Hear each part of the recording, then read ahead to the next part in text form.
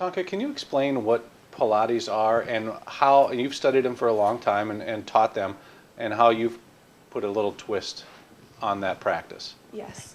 Pilates was actually originally developed by Joseph Pilates in the early 1900s, and it was a technique that was tailored to help the body gain strength and flexibility.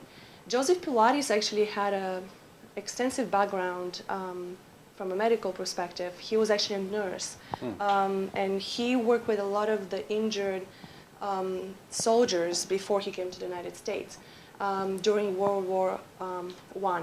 So Pilates as a concept is actually very, very interesting, where the body is constantly put through exercises that provide strengthening and flexibility at the same time. I studied Pilates for a really long time. I actually started in 1997 with Pilates, and I studied in New York with Romana Kruzanowska, who was Joseph Pilates' right hand for 50 years, and really enjoyed the work in Pilates until I reached a point where I started to notice that Pilates works for some people, but completely did not work for some people. And usually the people that had the more dysfunction in the body, Pilates did not really help them that much. And this is where I kind of started to gear towards trying to understand why. And this is where I actually created my own method of teaching Pilates, which I call the Pro Pilates method, where the joints are evaluated really in detail to find out what is functioning and what is not functioning. And based on that evaluation, I'm able to create a strengthening regimen based on Pilates, where we use springs as resistance to help that body achieve that balance before it's challenged further. What's interesting about spring resistance is that with elastomers, there is no inertia. Inertia is present while you use free weights or when you use your own body weight.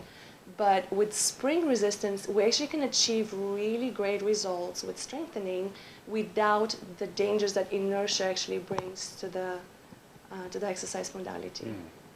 You know, a lot of doctors will tell us in order to get healthier, diet is big and exercise is big.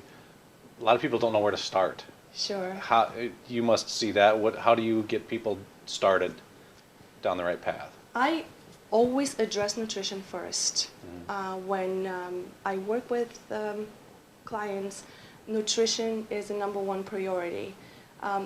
Food can be very inflammatory for the body, and a lot of times when clients come to me, you know, they experience certain symptoms like maybe pain, tightness, a limitation in range of motion. So my #1 priority is to make sure that food is not sabotaging my work. So this is where we kind of like do a quick overview of how they eat. There are certain foods that we take out of their diet immediately, and then we proceed from there.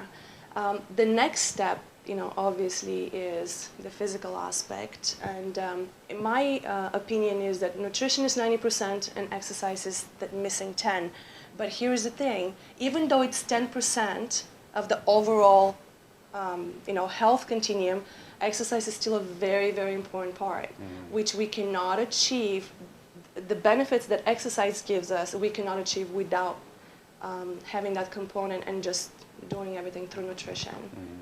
So that's how I usually start. Nutrition first, very detailed evaluation next, before we proceed to strengthen the body.